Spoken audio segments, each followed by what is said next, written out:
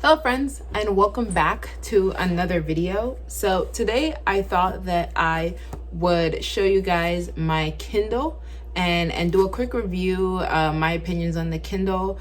So the specific Kindle that I have is the Kindle Oasis, and I bought it in this year. So actually I bought it in February 2020 and we're in May, so February, March, April, May. I've had it for about 4 months so far. And so I thought I would give you guys an idea of what it's like for someone like me who reads a lot to read on this particular Kindle Oasis. So a little bit of background on just my experience with e-readers in general. So before, this is not my first Kindle actually. Before this, I had the Kindle Paperwhite that I bought maybe 4 years ago. And actually I had traded it in when I bought this Kindle, which led to a discount. So I didn't actually pay the $250 that this costs, which it's quite expensive for an e-reader, not gonna lie. But I got a trade-in value for my old Kindle Paperwhite, and then there was also promotion.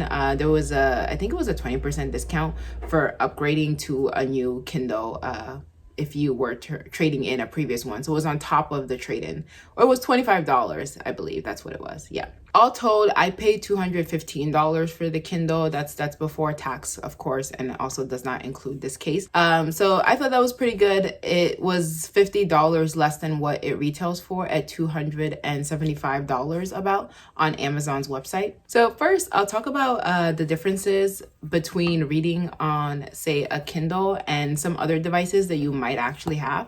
So many years ago, this was probably when I was in high school, I would read books on my iPhone, which I can't show you now because I'm using it to film.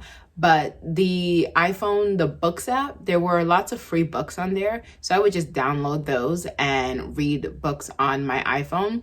And of course, back then, I think it was like the iPhone 5-ish. So screens weren't even that large back then. So it was quite a strain on your eyes to read on that screen. At one point, I got an iPad. So currently I actually own the iPad, the 10.2, and this is what I use to write my notes in, like my book notes and things like that. So this is what you'll see me writing on in videos.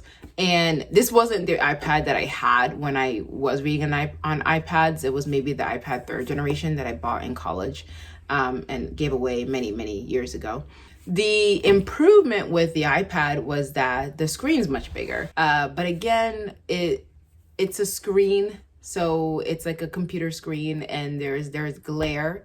So when I was reading outside, say in the sun, I couldn't actually see what I was reading on that iPad. It might be different now because they've come a long way, but I haven't tried reading on this iPad out in the sun, to be quite honest with you. But yeah, so I was dealing with the issue where my eyes would get quite fatigued when I was reading on devices like my phone or my iPad. So I decided to get a Kindle, and I bought the Kindle Paperwhite.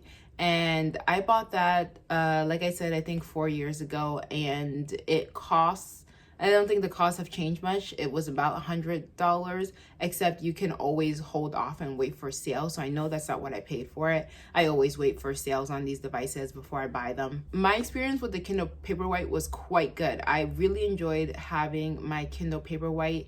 It made it much easier to read while traveling, say on airplanes, for example. Made it easier to read outside. So if I was at the beach on a very nice day, I could just grab my Kindle. I had my choice of books that I could read from, and overall just really fantastic. So why did I upgrade to the Kindle Oasis, you might ask? I have no good reason. I just saw that it was on sale, and my other Kindle was it was older. It still worked perfectly fine, mind you. I just really wanted to upgrade to this much nicer Kindle, and I thought that it was a nice treat because I had begun to really ramp up my reading. I was beginning to read a lot more like I did back when I was like in middle high school. As you grow up, it can fall by the wayside a little bit, but for the past couple years, it's really picked up. Now, there's always that big old debate between the Kindle and physical books, and I read both technically. I don't actually own any physical books. I get all my books physically from the public library. And even a lot of my ebooks I also get from my public library because of the Libby app. And if you don't know about the Libby app, it is fantastic, and most public library systems probably use it, where you can borrow ebooks and audiobooks from your public library through that app, and then I can send it to my Kindle. So actually, probably more than half the books on here were borrowed library books. And I only resort to buying a book on Amazon if the wait time for the book that I want is extremely long. That's basically what it comes down to. Because even if my library doesn't have it, I can request it, and then they get it for me and I can download it and have it on. What are some of the advantages of this Kindle compared to maybe my older Kindle Paperwhite? It's got that warm light, that adjustable warm light, and I find that I actually do use that. And I really like it at nighttime when I have all my, like, the settings on all my screens are into night shift for like my phone and my tablet and my computer. And then I turn on the warm light on the Kindle, and it just makes it a little bit easier on the eyes if you're reading. So it's not this super glaring, bright white blue light that's coming at your eyes. Another question that I think some people wonder about is, do I feel like I read more with the Kindle? And this question is kind of it's hard to answer, because I feel like the kinds of people that are likely to buy a Kindle are the kinds of people that already read a lot. And I fell into this category. Like I already read quite a lot. So that's why spending $200 on an e-reader wasn't this unfathomable thing for me. I knew that I would get a lot of good use out of it, and I have. And then since getting the Kindle, really, yes, I have been reading more. I have already doubled the number of books that I read in 2019 and 2020, and we're not even halfway through the year. So I actually am going to extend my goal. I had a goal of 50 books this year, and I'm probably going to extend it to 60 or 70 because I think I'll be able to get that far. I find this particular Kindle, because of this handle here, it's very comfortable to hold, and I can hold it on one hand. I also, one thing I like about this that my Paperwhite didn't have is these page turn buttons. I like having physical page turn buttons. Some people might not be a huge deal, but for me, it's very easy to just rest my thumb over these buttons and then press the forward or backward as I please. Very comfortable position. It's very light. I can very easily hold this with one hand. The other difference between this and my old Kindle is that the screen is flush. So it's not recessed like it was. And that's a very minor difference, but it just makes it look that much more luxurious. To be honest, that's pretty much all it is. It is a very nice screen. It is bigger slightly than my old Kindle as well, which of course makes it nicer to read. It's always nicer to read on bigger screens. And finally, what this all comes down to, I suppose, is, would I repurchase this? Would I recommend this?